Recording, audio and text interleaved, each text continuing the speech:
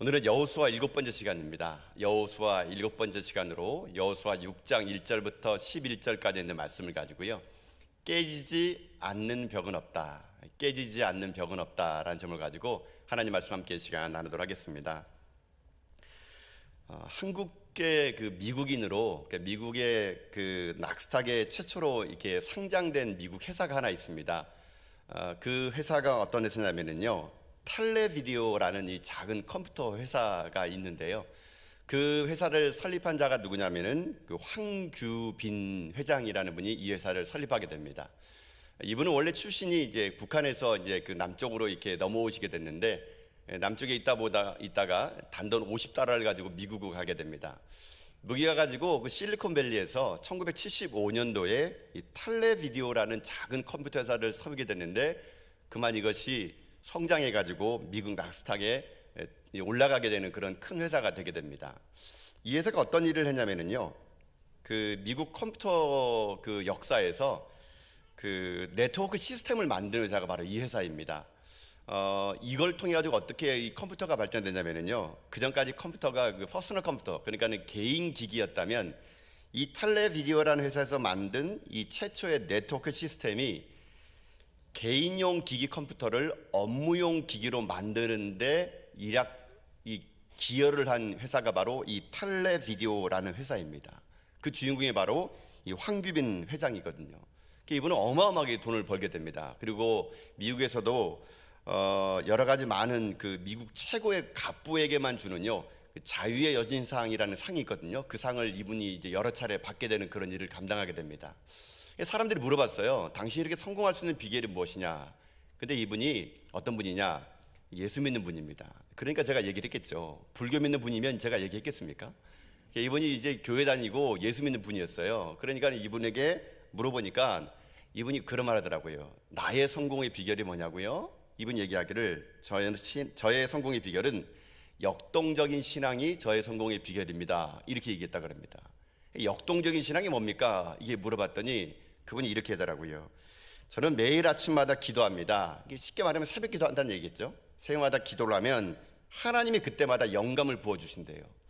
하나님 주시는 그 영감을 통해서 자기가 창조적인 일을 지금까지 만들어냈다는 겁니다. 그래서 자기는 날마다 매일 아침마다 기도를 통해서 하나님 주시는 영감을 가지고 자기는 역동적인 신앙으로 도전했더니 오늘날 이렇게 큰 회사가 이루어졌습니다. 그가 그렇게 고백을 했다는 겁니다. 근데 그의 고백을 가지고요, 책을 한 권 쓰게 됩니다. 제가 말한 모든 내용은 이 책에 있는 내용이에요. 그게 무슨 책을 쓰냐면 버티지 못할 실은 없다라는 책을 씁니다. 이 버티지 못할 실은 없다라는 이 책을 보게 되면은 이분이 그 책에 수많은 좌우명이 쭉 나와요. 그 중에 어떤 좌우명이 나오냐? 이런 좌우명이 있습니다. 깨지지 않는 벽은 없다. 그러니까는 버티지 못할 실은 없다라는 책 속에 이 많은 이 챕터 중에 깨지지 않는 벽은 없다, 이런 챕터가 나오거든요.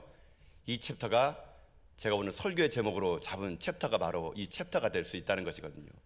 깨지지 않는 벽이 없다. 쉽게 말하면요, 이 저자는 그런 얘기하고 싶은 겁니다. 황규빈 이 회장은 하는 말이 뭐냐면 어디 가나 문제가 있다는 얘기입니다. 문제가 없는 곳이 없다 이거죠. 그러나 중요한 것은 그 문제 앞에 태도가 중요하다는 겁니다. 태도.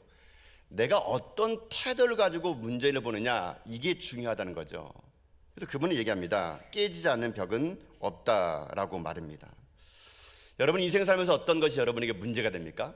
나는 왜 인생을 이런 집안에 태어났을까? 나는 왜 이렇게밖에 살지 못했지? 내 부모는 왜 나에게 이렇게밖에 할 수 없어? 누구나 어려움이 오고 시련이 올 때마다 남 탓하는 사람이 있고요. 그렇지만 그 어려움 앞에서 태도를 가지고 어려움을 이겨낸 사람이 있습니다. 여러분 그 사람 중에서 제가 요즘에 좀 이분이 좀 뜨는 것 같아요. 제가 볼 때는요. 요즘에 젊은이들 사이에서 이분이 리더십 책이 뜨고 있습니다. 누구냐면요, 몽골의 징기스칸. 여러분 징기스칸의 이 리더십이 요즘에 뜨고 있는데 이 징기스칸은 몽골이라는 나라를 이락 세계에 알리는 큰 왕이었죠. 그 당시에 몽골 고원의 유목민이 한 100만, 200만밖에 안 되는 이 사람이 1억에서 2억 명 가까이 되는 유럽이라는 나라를 150년 동안 다스릴 수 있는 원동력이 뭐냐면요, 이 징기스칸의 태도입니다. 태도. 여러분 그래서 이 징기스칸이 자신의 정신력을 표명하는 시를 여러분 썼거든요. 아마 여러분도 이거 들었을 겁니다. 이 징기스칸이 했던 시 중에 시는 이거예요. 적은 내 안에 있다라는 시입니다. 여러분 들어보세요. 이 징기스칸이 이제 시대를 탓하고 여건을 탓하고 나는 왜 이렇게 살아갈 수밖에 없어라는 그런 자들에게 이 징기스칸이 이렇게 시를 썼습니다. 집안이 나쁘다고 탓하지 말라. 나는 9살 때에 아버지를 잃고 마을에서 쫓겨났다. 가난하다고 말하지 말라. 나는 들쥐를 잡아먹으며 연명했고 목숨을 건 전쟁이 내 직업이고 일이었다. 작은 나라에서 태어났다고 말하지 마라. 그림자 말고는 친구도 없고 병사로만 10만, 백성은 어린애와 노인까지 합쳐 200만도 되지 않았다. 배운 게 없다고 힘이 없다고 탓하지 말라. 나는 내 이름도 쓸 줄을 몰랐으나 남의 말에 귀 기울이며 현명해지는 법을 배웠다. 너무 막막하다고 그래서 포기하겠다고 말하지 말라. 나는 목에 칼을 쓰고도 탈출했고 뺨에 화살을 맞고 죽었다 살아나기도 했다. 적은 밖에 있는 것이 아니라 내 안에 있다. 나는 내게 거추장스러운 것은 모두 없애버렸다. 나를 극복하는 그 순간 나는 징기스칸이 되었다. 이분이 바로 이런 그 시를 썼다 그러더라고요. 이걸 읽을 때마다 아마 이 젊은이들이 이 징기스칸 리더십에 대해서 열광하는 것이 아마 그런 것 같아요. 시대가 어려워질수록 사람들이 자꾸 세상을 탓하고 때로는 큰 문제 앞에서 작은 나를 바라보며 절망할 때에 이렇게 도전 정신과 또 우리 황규배 회장님처럼 역동적인 신앙이 있다면 얼마든지 이 어려움의 시기를 넘어갈 수 있기 때문에 아마 이런 사람들의 책들이 요즘에 많은 사람들에게 이렇게 읽혀지지 않는가 그런 생각을 가져보게 됩니다. 여러분 이런 분만 그러겠습니까? 저는 이게 생각합니다. 우리가 믿는 하나님도요 우리에게요 이분들 못지않게 우리를 그렇게 격려해주고 있다고 저는 생각합니다. 인생을 살다 보게 되면 누구나 어려움이 닥쳐오죠. 힘든 일이 닥쳐옵니다. 그러나 그럴 때마다 우리가 그런 불가항력적인 앞에서 좌절하거나 포기하는 것이 아니라 그것을 뛰어넘는 것이죠. 하나님은 여러분 오늘도요 이 밤에 이곳에 부르신 목적이 그겁니다. 포기하지 말라는 얘기입니다. 여러분 인생 가운데 펼쳐지는 어떤 어려움의 문제가 있다 하더라도 능히 이길 수 있다는 얘기죠. 왜요? 하나님은 살아계시기 때문에 그런 겁니다. 하나님은 지금도 우리 가운데 힘이 되기 때문에 하나님 있는 백성들은 결코 포기할 수 없다는 겁니다. 다시 일어나 우리들의 인생 앞에 있는 모든 어려움들을 분명히 이겨내라. 역동적인 신앙으로 살아가라. 모든 인생의 문제는 내 안에 있다. 나를 뛰어넘고 하나님을 바라보라. 아마 이런 것들을 오늘 우리들에게 하나님은 말씀해 주고자 이 밤에 우리를 이곳에 불렀다고 저는 생각합니다. 오늘 본문에도 그런 내용 나오죠. 오늘 본문의 내용이 어떤 내용입니까? 드디어 이스라엘 백성들이 가나안 땅에 들어갑니다. 들어가는 그 앞에 어떤 게 있었느냐? 우리가 잘 알고 있는 난공불락, 한 번도 점령당하지 못했던 여리고성이 지금 그들에게 있는 겁니다. 한 번도 점령당하지 못했던 여리고성, 그 여리고성은 이 이스라엘 백성들에게는요 그냥 벽처럼 보였고 큰 산처럼 보였을 겁니다. 그런데 여러분도 아시는 것처럼 여리고성을 어떻게 무너뜨립니까? 하나님께서 그들 가운데 말씀하시죠. 6일 동안 한 바퀴를 돌고 마지막 7일째는 7바퀴를 돌고 총 13바퀴를 돌고 크게 함성을 질러라. 그러면 무너질 것이다. 그대로 했더니 여리고성이 무너졌다는 것이죠. 아마 이 여리고성에 무너진 내용들은 여러분 우리가 얘기하지 않더라도 여러분 아마 잘 아실 겁니다. 여러분 이런 전쟁이 어디겠습니까? 이런 전쟁은 전에도 없었고 이후에도 없었을 것입니다. 이런 전쟁으로 승리할 수 있다는 것은 감히 상상도 할 수 없었던 것입니다. 그래서 중요한 게 있습니다. 우리들의 인생의 삶에도 마찬가지라는 것이죠. 많은 인생의 어려움 앞에서 우리들이 할 수 있는 일이 무엇이냐? 여러분 우리도 할 수 있다는 것입니다. 여러분 삶에 오늘도 여러분의 인생길을 막고 있는 여리고성이 분명히 있겠죠. 철옹성 같은 여리고성이 여러분의 삶을 지금 버티고 있을 것입니다. 젊은이들에게는 그것이 취업의 문일 수 있고 또 어떤 분에게는 결혼의 문일 수 있고 아니면 오늘 이곳에 오신 여러분 중에는 건강의 문제도 있을 수 있고 누구나 인생의 크고 작은 여리고성은요 반드시 나타납니다. 그때 우리는 어떤 모습으로 이 여리고성 앞에 서야 될 것인가를 오늘 한번 살펴보기를 원한다는 것이거든요. 서두에 설명했던 그 텔레비디오의 황규빈 그 회장님이요 이런 말을 또 했습니다. 그 깨어지지 않는 벽은 없다라는 말을 보면 이런 말이 나옵니다. 벽이란 돌아가라고 있는 것이 아니라 부수라고 있는 것이다. 사업가 같은 말 아닙니까? 벽이라는 것은 돌아가는 것이 아니라 부수라고 있는 것이다. 저는 이 한규 회장님의 말처럼 여러분 인생 가운데 있는 모든 벽이 있다면요 오늘 이 시간 하나님 말씀을 듣는 가운데 여러분이 모든 여리고 벽을 다 성을 무너뜨리고 믿음으로 전진해 가는 가운데 여러분이 주신 가나안 땅을요 여러분이 승리의 깃발을 꽂고 살아갈 수 있는 여러분 다 될 수 있기를 여러분 주님의 이름으로 축복드립니다. 그러면 어떻게 해야 될까요? 어떻게 해야지 우리도 인생의 삶의 여리고를 무너뜨리고 승리의 깃발을 꽂을 수 있을 것인가? 우리가 이 본문은 너무나 잘 알고 있다 보니까 여러 가지 많은 이 여리고성에 관한 이야기 있을 수 있을 것 같은데, 오늘 좀 다른 각도에서 한번 여리고성을 무너뜨리는 원리를 한번 배워보기 원합니다. 그럼 첫 번째로 우리가 어떻게 해야지만이 여리고성을 무너뜨릴 수 있을까? 첫 번째는요, 어떻게 하냐면요, 예배의 능력으로 여리고성을 무너뜨리라라는 것입니다. 예배의 능력으로 여리고성을 무너뜨려라. 이게 어떤 말이냐? 여러분 오늘 본문의 말씀을 봐보십시오. 여러분 이 땅의 삶을 살아갈 때, 전쟁을 할 때서 가장 중요한 건요, 그 전쟁에 필요한 전투력과 전략이 필요합니다. 그런 면에서 이스라엘 사람들, 어찌 보면 오늘날 우리들에게 이 땅을 삶을 살아갈 때 전투력과 전략이 무엇이냐? 저는 바로 예배라 생각합니다. 예배. 그리스도인들에게 가장 큰 전략적인 무기는요, 여러분 다른 데 있지 않습니다. 어디에 있느냐? 예배에 있습니다. 여러분 오늘 본문에 있는 이 여리고성을 점령하는 방법도 보게 되면요, 이게 예배로 이긴 것 같거든요. 여러분 어떻게 해서 예배를 이겼느냐? 지금 이스라엘 백성들이 이 여리고성을 돌 때 그들이 도는 행군의 그 구조를 보게 되면요, 이거는 전투 대열이 아니라 예배 형식으로 아마 그들이 지금 돌고 있는 것을 여러분 보게 됩니다. 자, 말씀을 통해서 그걸 한번 확인해 볼까요? 여러분 4절 말씀 먼저 보세요. 4절요. 자, 4절의 말씀 한번 읽어보겠습니다. 읽습니다. 시작. 제사장 일곱 양각 나팔을 잡고 언약궤 앞에서 나아갈 것이요, 일곱째 날에는 그 성을 7번 돌며 그 제사장들은 나팔을 불 것이며. 아멘. 자, 또 읽어보겠습니다. 6절에 있는 말씀입니다. 6절 읽습니다. 시작.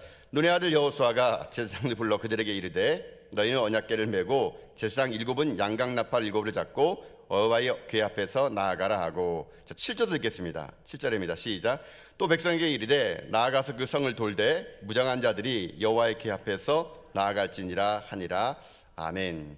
자, 여러분이 이제 상상을 통해서 이 대형의 배열을 좀 알아야 되는데요, 제일 앞에는 뭐가 나가면은 이 무장한 군인들이 서게 됩니다. 두 번째에는 양각 나팔을 분 7명의 제사장들이 나갑니다. 그 뒤에 무엇이 있느냐? 하나님의 임재의 상징인 언약궤가 따르게 됩니다. 그리고 또 그 뒤에는 누가 있느냐? 무장한 군인들이 배치되게 됩니다. 여러분 이렇게 해가지고 여리고성을 첫날 한 바퀴 돌고 마지막 날 7바퀴 돌고 총 13바퀴 도는 그런 형태를 띠고 있거든요. 근데 이것은 여러분 가만히 보게 되면요, 이거는 전쟁을 치르는 공격적인 대응이 아니라 이것은요, 예배의 형태라고 얘기할 수 있게 됩니다. 나팔수와 언약궤를 중심으로 이 군사들이 그것을 보호하고 있는 것이죠. 또 보게 되면은 전쟁에 나갈 때 총과 칼을 들고 나가야 되는데, 오늘 이스라엘 백성들은 특이하게 뭘 갖고 나가냐? 하나님의 언약의 상징인 이 언약궤, 임재의 상징인 언약궤를 가지고 나간다는 것이죠. 저는 이 본문을 그렇게 봤습니다. 이 본문을 묵상해 보면서 여러 가지 다양한 방법으로 여리고성을 무너뜨렸을 것인데, 이들이 지금 취하고 있는 이 행렬의 모습은 어떤 모습이냐? 바로 예배드리는 모습, 말씀을 중심으로 해서 그들의 인생의 모든 어려움들을 뚫고 나가는 예배하는 모습. 그 예배하는 모습을 통해서 어떻게 하느냐? 전쟁 가운데 승리를 거뒀다는 것이죠. 여러분 이런 것들이요, 성경에는요 곳곳에 있습니다. 예배를 통해서 승리했다는 것이 여러분 성경에는요 상당히 많이 나오는데, 그 대표적인 것 하나만 여러분 살펴보기 원하는 건 뭐냐면요, 여호사밧 왕 때에 이스라엘을 모압과 암몬과 마온의 연합군들이 들어오게 됩니다. 여호사밧이 그 일을 이길 수 있는 능력이 없었어요. 그때 여호사밧 왕이 어떻게 했느냐? 역사를 보면 이렇게 나와 있습니다. 여러분 본문이 아니기 때문에 우리 자막을 통해서 한번 보도록 합시다. 역대하 20장 3절 4절에 보면 여호사밧 왕이 그 연합군이 들어올 때 어떻게 하냐면 이렇게 합니다. 자, 한번 읽어볼까요? 읽겠습니다. 시작. 여호사밧이 두려워하여 여호와께로 낯을 향하여 간구하고 온 유다 백성에게 금식하라 공포하며, 유다 사람이 여호와께 도움을 구하려 하여 유다 모든 성읍에서 모여와서 여호와께 간구하더라. 아멘. 자, 이제 그 연합군 들어오니까는 여호사밧과 이스라엘 백성들이 할 수 있는 게 없는 거예요. 그러니까 그들이 뭐 하냐면은 여호와께 와서 기도했습니다. 기도하여 하나님께 간구했습니다. 하나님께 여쭤봤죠. 하나님 어떻게 하면 좋겠습니까? 그랬더니 하나님께서 그들에게 말씀을 하십니다. 그랬더니 그들이 어떻게 행동하느냐? 자, 이 본문의 말씀을 이제 계속 볼 건데요, 역대하 20장 20절과 21절에 보게 되면은 그들이 이렇게 합니다. 자, 우리 자막을 통해서 그 말씀 한번 봅시다. 어떻게 했는지. 자, 한번 읽어보겠습니다. 시작. 이에 백성들이 아침에 일찍 일어나서 드고와 들로 나가니라. 나갈 때 여호사밧이 서서 이르되, 유다와 예루살렘 주민들아, 내 말을 들을지어다. 너희는 너희 하나님 여호와를 신뢰하라. 그리하면 견고히 서리라. 그의 선지자들을 신뢰하라. 그리하면 형통하리라 하고 백성과 더불어 의논하고 노래하는 자들을 택하여 거룩한 예복을 입히고 군대 앞에서 행진하며 여호와를 찬송하여 이르기를 여호와께 감사하세 그의 인자하심이 영원하게 하였더니 아멘. 자 보세요. 이 여호사밧 왕이 연합군과 싸울 때 아무것도 한 게 없습니다. 무기도 없고 병사도 없을 때 참 특이한 게 있습니다. 뭐냐면요, 그냥 찬양하고 예배하며 여러분 그 적군 앞에 나가는 거예요. 근데 여호사밧이 특이한 게 뭐냐면 제일 선봉에 누굴 세우냐면요, 쉽게 말하면 우리 호산네 찬양대와 임마누엘 찬양대를 세운 겁니다. 찬양대를 앞에 세운 거예요. 성가대 가운 입고 그들이요, 저 적군이 지금 총칼을 들고 있는데, 총은 없겠군요, 맞아. 칼을 들고 서 있는데 그 앞에 그냥 찬양하며 그냥 나가는 거니까요. 여러분 이게 전쟁에 이게 승리를 하겠습니까? 근데 막 찬양하며 나가는데 여러분 어떤 일이 생기느냐? 여러분 22절 말씀입니다. 역대하 20장 22절 보면요, 이렇게 되어 있습니다. 자, 말씀을 읽어봅시다. 이게 결론이거든요. 읽겠습니다. 시작. 그 노래와 찬송이 시작될 때에 여호와께서 복병을 두어 유다를 치러 온 암몬 자손과 모압과 세일산 주민들을 치게 하심으로 그들이 패하였으니 아멘. 여러분 보세요. 상상하지 못한 일이 생긴 거예요. 자기네는 아무런 전쟁 준비도 하지 못하고 그저 기도하고 찬양하고 그냥 여호와께 감사하세 그의 인자하심이 영원함이라 이렇게 해서 그냥 찬양대가 앞에 나가고 뒤따라오는 백성들이 그냥 하나님께 예배하며 나갔더니 그들이 알지 못하는 여호와께서 복병을 둬가지고요, 그 연합군들을 대패하게 만들고 이스라엘 백성들이 대승리를 거두겠다는 것입니다. 여러분 이게 성경의 곳곳에 보게 되면요, 예배하였더니 하나님이 기적이 나타났던 일들은요 곳곳에 여러분 수도 없습니다. 오늘 밤에 제가 다 찾아내려면요, 여러분 오늘 밤 새서라도 이게 우리가 다 봐도요 내일 새벽까지 찾아낼 수 있을 겁니다. 그만큼 여러분 하나님의 믿는 백성들의 무기가 뭔지 아십니까? 예배입니다. 예배. 저는 이게 가장 중요한 승리의 원리라고 생각합니다. 여러분의 인생의 삶이 무너진 사람들 보십시오. 그 사람들은요 분명히 예배가 무너졌을 겁니다. 여러분의 주변의 인생의 삶 중에 여러분 절망적인 사람들 보게 되면요, 삶의 문제가 막힌 사람들 한번 자세히 봐보세요. 대부분의 그 사람들은 예배를 안 드린 사람들입니다. 예배가 무너지면요 여리고성이 더 커 보입니다. 예배가 중단돼 버리면요 우리 앞에 있는 여리고성은요 큰 산처럼요 내가 넘을 수 없는 산처럼 보일 수 있는 거예요. 근데 하나님을 예배해 보십시오. 우리들의 인생의 삶의 문제는요 기적의 죄로밖에 되지 않습니다. 우리 인생의 큰 문제는요 하나님께서 어떻게 이제 그 일을 이루실 것인가를 여러분 우리 가운데 기대하게 만들 수 있다는 것이거든요. 저는 그래서 오늘 이 밤에 여러분에게 권면드리고 싶습니다. 여러분 예배에 목숨을 거실 수 있기 바랍니다. 코로나로 인해서 여러분 우리가 할 수 있는 게 없어요. 2년 동안 진행된 코로나 속에서 우리가 할 수 있는 일이 없지 않습니까? 전도를 나가겠습니까? 선교를 하겠습니까? 모여서 성경 공부도 못하지 않습니까? 모여서 밥도 못 먹지 않습니까? 근데 우리가 할 수 있는 유일한 건 있다고 생각합니다. 그게 뭡니까? 예배입니다. 예배. 저는 어찌 보면 하나님께서 우리 한국교회에게 무엇이 중요한지를 깨우쳐서 생각합니다. 행동하기 전에, 봉사하기 전에, 선교 나가기 전에, 전도하기 전에, 하나님 말씀 성경 읽기 전에 우리가 먼저 해야 될 것이 뭐냐? 예배라는 겁니다. 예배. 예배를 통해서 하나님 만나고 그 힘을 가지고 세상을 이길 수 있는 것이지, 결코 세상의 코로나를 향해서 세상에 무너진 전쟁터에서 우리 힘으로 나가면요 100점 100패합니다. 여러분요. 저는 그래서 오늘 여러분의 삶 속에 무너진 예배가 회복될지를 바라겠고, 다시 한번 우리 전학교뿐만 아니라 한국교회에 예배를 소홀히 여기는 그런 모든 이 좋지 않은 풍습들이요 저는 사라져서 우리의 삶이 예배하다가 죽는 인생 되길 바랍니다. 여러분 아까 제가 읽었던 이 본문에 보게 되면은 여러분 그렇게 나와 있죠. 여호사밧이 이길 때 여러분 이 성경 그렇게 나와요. 아침에 일찍 일어났대요. 거기 보세요. 아침에 일찍 일어나는 새벽의 습관이 여러분 어떡합니까? 그 전쟁을 승리했다는 겁니다. 여러분 때도 그랬을 거고 저도 그런 게 납니다. 옛날에는 이 교회에서 예배 드리는 것이 참 많았던 것 같아요. 예배가 참 많고 기도회가 참 많았던 것 같습니다.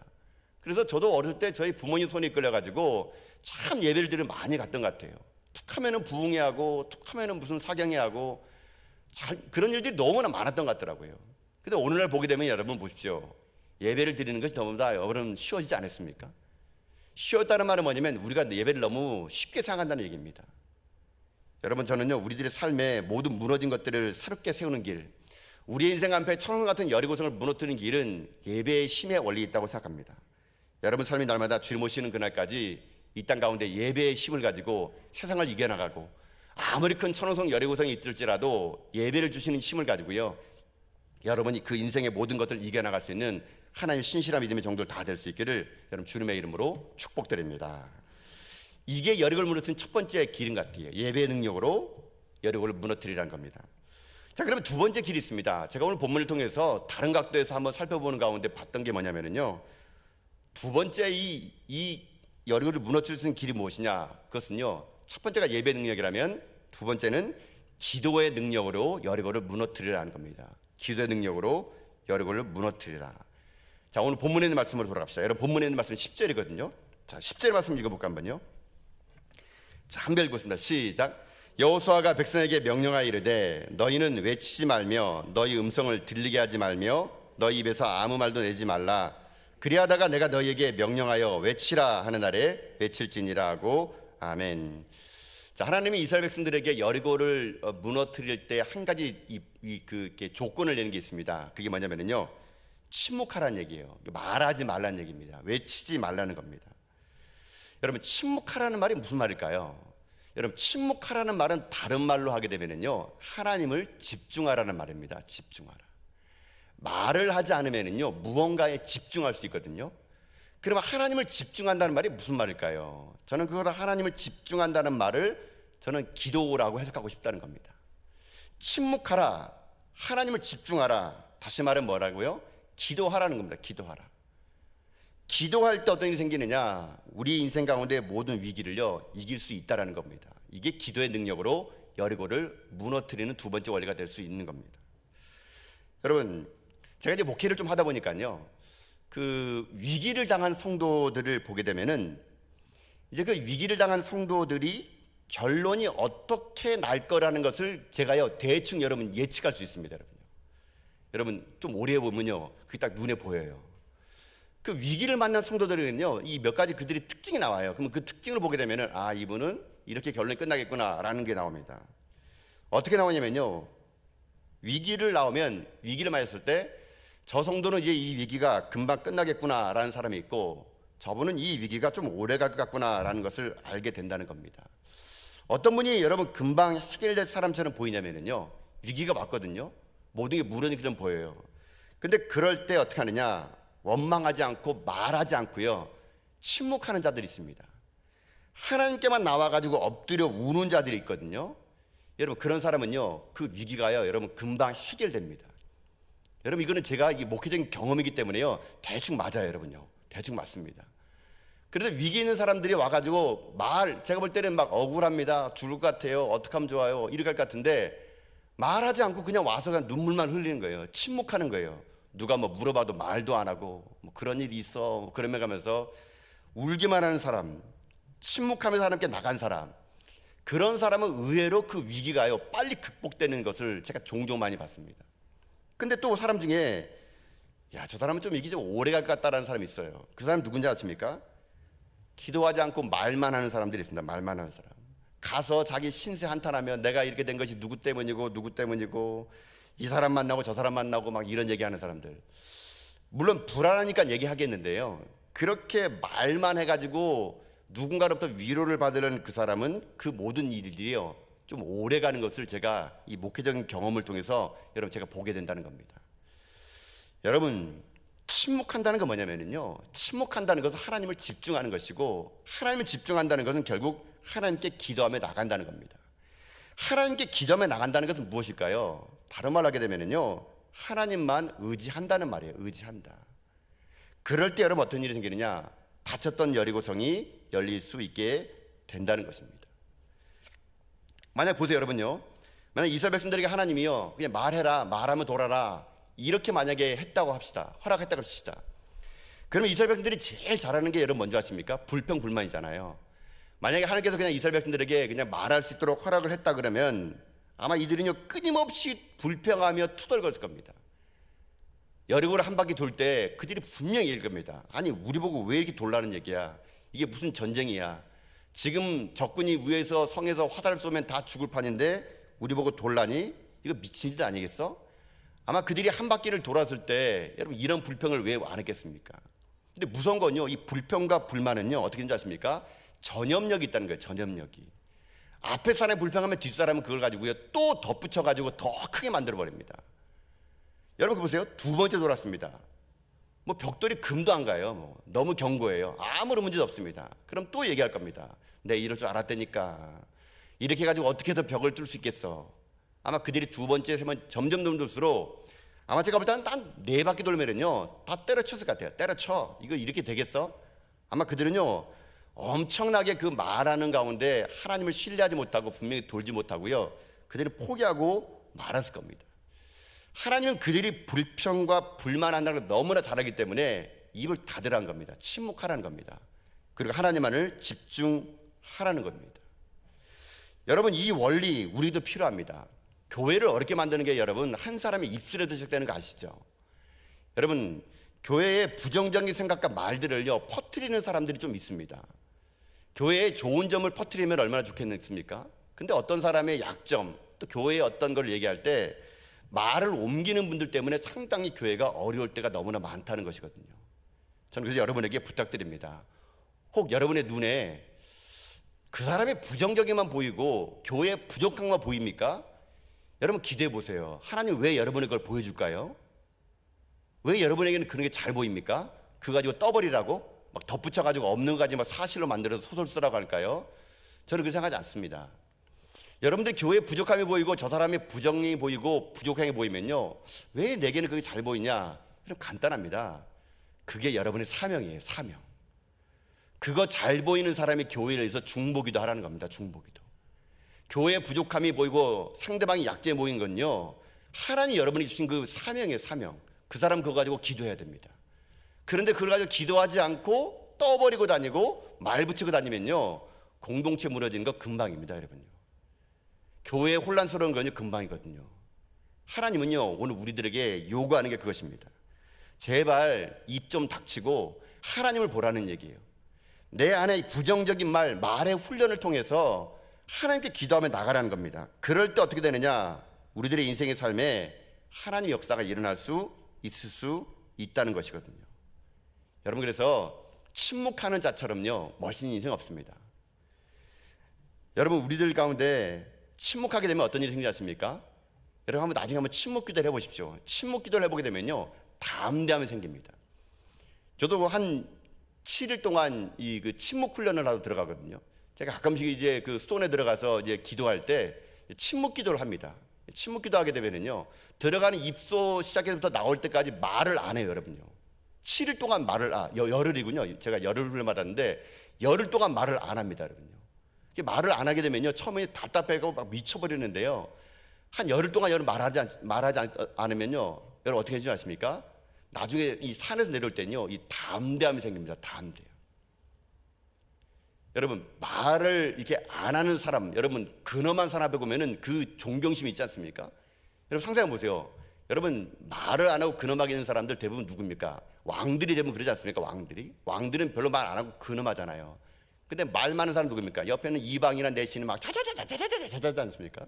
가벼워 보이잖아요. 가벼워 보이잖아요. 힘이 없어 보이지 않습니까? 근데 왕 보세요. 말 안 하고 묵직하게 있으면 힘이 있어 보이고 뭔가 능력이 있어 보이지 않습니까? 여러분 바로 그런 것 같아요. 하나님의 역사는요 이스라엘 백성들이 말을 끝날 때까지 하나님을 기다리셨다가 그 일을 이루신 것 같습니다. 여러분 우리들에게도 이게 필요합니다. 이 땅 삶을 살아갈 때 여러분 우리들의 삶 속에 침묵보다 여러분 진짜 무서운 힘은 없다는 것입니다. 침묵보다 여러분 우리 가운데 하나님을 더 집중할 수 있는 없다는 얘기죠. 현대는 점점 이 소음의 공포 속에서 듣지 말아야 될 말들을 듣는다 보니까요 하나님을 집중할 수 있는 힘들이 점점 약해져 가고 있다고 생각합니다. 여러분 기도하십시오. 침묵하십시오. 하나님의 임재를 느낄 때까지 여러분요 무릎 꿇고 기도하십시오. 그러면 내 안에 두려움이 사라지고요 여러분 담담이 생기는 겁니다. 여러분 그런 사람이 제일 무서운 사람이에요. 말하지 않고요 상황을 알면서도 침묵하고 기도하는 사람만큼 무서운 사람 없습니다. 저는 그래서요 여자들이 말 안 할 때가 제일 무섭더라고요. 다 알고 있는 것 같은데 말 안 하고 있는 그 눈빛, 여러분 그 눈빛에 봐야 남자들은 잡히는 거 아니겠습니까? 세상도 마찬가지입니다. 다 알고 있으면서도 기도하고 침묵 속에 있는 사람들, 그런 사람들 세상을요 여러분 이길 수 있는 거거든요.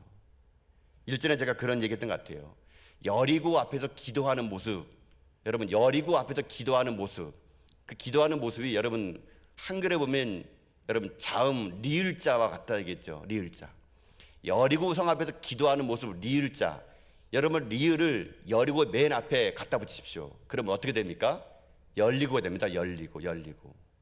여리고는요 기도하면요 열리고가 되는 겁니다. 여러분이 날마다 이 땅에 삶을 살아갈 때 말이 아니라 기도의 능력으로 오늘 여러분의 인생 가운데 있는 모든 것들을 떠버리는 것이 아니고요, 깊이 있는 영성을 통해서 그것을 내 안에 내재화시키고 하나님 앞에 침묵하며 기도할 때 하나님의 신뢰가 여러분이 쌓여가지고 여러분의 모든 대적들 앞에 믿음으로 승리하며 나가는 여러분의 인생길 다 될 수 있기를 여러분 주님의 이름으로 축복드립니다. 마지막 하나, 이 여리고성을 무너뜨린 이 원리를 보기 원합니다. 제가 이제 세 가지 원리를 오늘 말씀드리고 싶은데, 첫 번째가 예배의 능력이라고 그랬죠. 두 번째는 기도의 능력입니다. 세 번째는 이 여호수아 전체에 있는 이 맥락이라고 할 수 있습니다. 여리고를 무너뜨렸던 세 번째 결정적인 이유가 무엇이냐?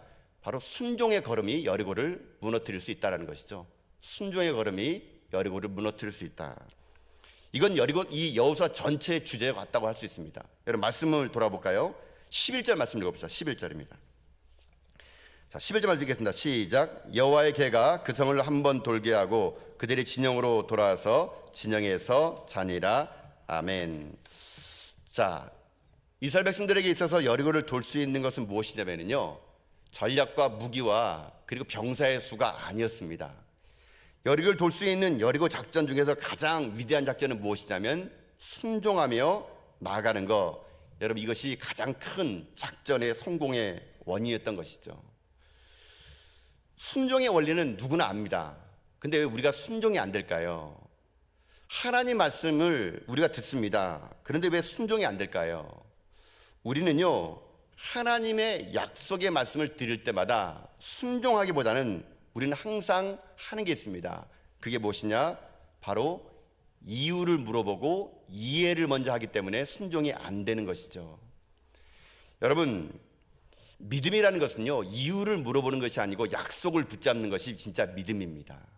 순종이라는 것은 이유를 물어보는 것이 아닙니다. 내가 이유를 물어보고 이해를 해서 그것을 하겠다 그런 거는 그건 순종이 아니에요. 순종은요 이해가 안 되더라도 말씀하시면 그대로 내가 행하는 것, 이것이 진짜 순종이 될 수 있는 거라는 것이죠. 여러분 성경을 여러분이 믿을 때 다 이해가 돼서 믿는 사람 있습니까? 성경은요 여러분 읽는 곳마다 여러분 이해가 안 되는 게 투성이에요. 투성. 저는 제가 목사인데도요 성경을 볼 때마다요 이해가 안 되는 게 너무 많아요. 여러분요 이해가 안 되고 납득이 안 되는 게 너무나 많아요. 저는 그래서 성경을 믿습니다. 저는 그래서 성경을 믿는 거예요. 이해가 안 되고 납득이 안 되는 그 일, 그 불합리한 것이 있기 때문에 저는요 하나님을 믿습니다. 만약에 제가 성경을요 다 이해하고 다 납득이 되고 모든 걸 제가 다 알아진다면요 그 하나님은 하나님이 아니에요. 여러분요 하나님은요 우리들의 이성으로 알 수 있는 분이 아니에요. 여러분요 하나님은 우리들의 인간의 이성을 뛰어넘으시고 우리들이 상상할 수 없는 분이십니다. 내가 만약 성경을 하나 읽어놔서 하나님을 다 안다? 그분은 하나님이 아닙니다. 하나님은 결코 우리가 이해할 수 없고 그분을 해낼 수 없습니다.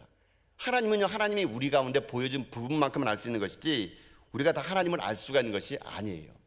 하나님이 우리에게 성경을 주신 목적은 이거를 이해하고 납득하고 다 원리를 알면 나를 따르라 이렇게 준 게 아니고요, 하나님의 성경을 우리 주신 목적은 간단합니다. 순종하라는 거예요. 순종하고 믿고 순종하며 따라오라는 겁니다. 그러면 어떻게 되느냐? 그것이 역사를 이룰 수 있다는 것이거든요. 우리의 삶을 한번 돌아봅시다. 여러분 인생의 삶의 순종은 여러분은 얼마만큼 하고 있습니까? 오늘 현대인들은 너무 합리적이고요 배운 게 많아가지고 무슨 말을 하게 되면요 따지려고 그럽니다. 무슨 말을 하면 그것이 논리적으로 맞지 않으면요 이해하지 않으려고 그럽니다. 여러분 그게 아닙니다. 우리들의 삶이 주님 말씀하시면 그 말씀 앞에 온전한 순종을 할 때에 여리고는요 무너지는 거거든요. 한 바퀴 돌려면요 한 바퀴 도는 겁니다. 6바퀴 돌려면은 6바퀴 도는 겁니다. 오늘은 왜 6바퀴 돌아요?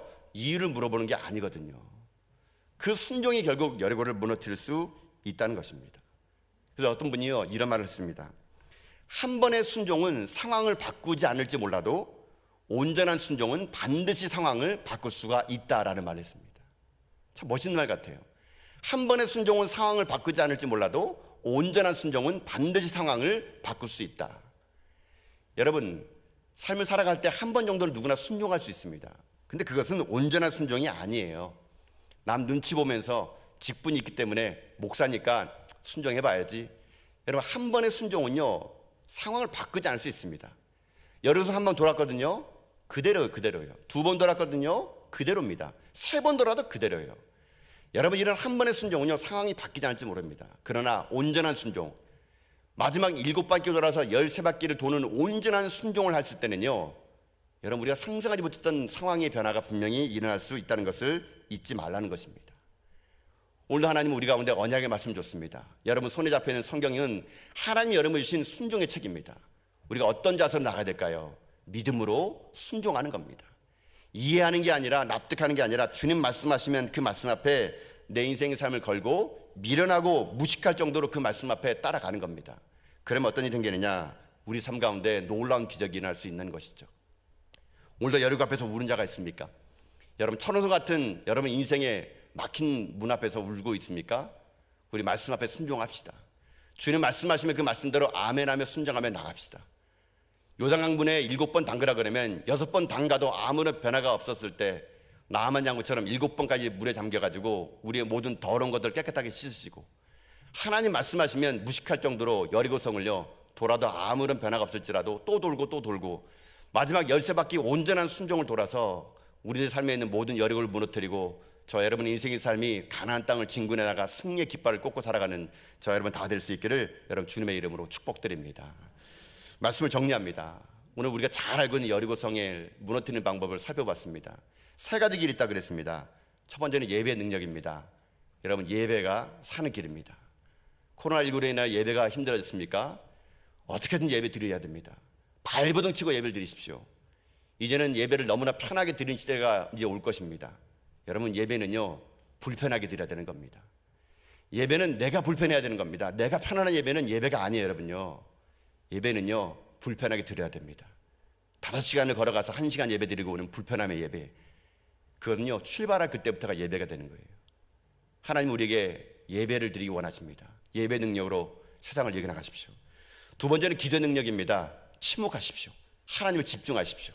하나님 집중한다는 것은 하나님을 신뢰한다는 겁니다. 기도는 세상의 소리를 닫고 하나님 소리를 듣는 겁니다. 기도하는 자만이 내 안에 담대함이 생기고요, 기도가 여력을 무너뜨릴 수 있다는 것을 잊지 마십시오. 세 번째는 순종의 걸음입니다. 여러분 순종하십시오.